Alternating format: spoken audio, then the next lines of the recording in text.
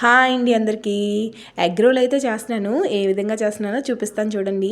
ముందుగా గోధుమ పిండి అయితే తీసుకోవాలి. అందులో కొంచెం సాల్ట్ వేసి వీడియోలో చూపించిన విధంగా కొంచెం కొంచెం వాటర్ వేసుకొని చపాతీ ముద్దలాగా అయితే కలుపుకోవాలి. అందులో నేను మైదా ఏం వేయలేదు. మూత పెట్టి 5 నిమిషాలు ఉంచాలి. స్టఫింగ్ కోసమని ఆనియన్స్, క్యారెట్, టమాటా అయితే కట్ చేసి పెట్టుకున్నాను. స్టవ్ ఆన్ చేసి ప్యాన్ పెట్టి కట్ చేసిన ఉల్లిపాయలని ఆయిల్ వేసి అయితే ఫ్రై చేసుకోవాలి. అలా ఫ్రై అవుతున్న దాంట్లోనే క్యారెట్ కూడా వేసుకొని ఫ్రై చేసుకోవాలి. ఉల్లిపాయలు, క్యారెట్ బాగా ఫ్రై అయ్యాక టమాటా అయితే వేసుకుందాం. అన్నీ కూడా బాగా ఫ్రై అయ్యాక కొంచెం సాల్ట్ని అయితే వేసుకోవాలి.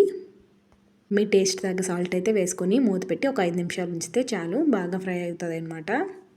బాగా ఫ్రై అయిన దాంట్లోనే కొంచెం అంతా సోయా సాస్, ఇంకొంచెం టమాటా సాస్ కూడా వేస్తున్నాను.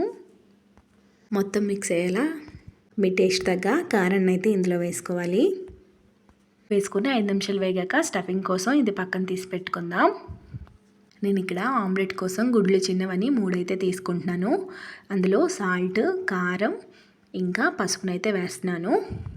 అంతా కలిసేటట్టు బాగా బీట్ చేయాలన్నమాట.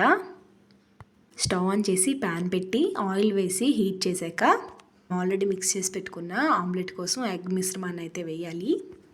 వేసాక ఇలా ఈవెన్గా స్ప్రెడ్ చేసుకోవాలి. రౌండ్గా అయితే చపాతీని తయారు చేసి ఉంచుకుందాను నేను ముందే.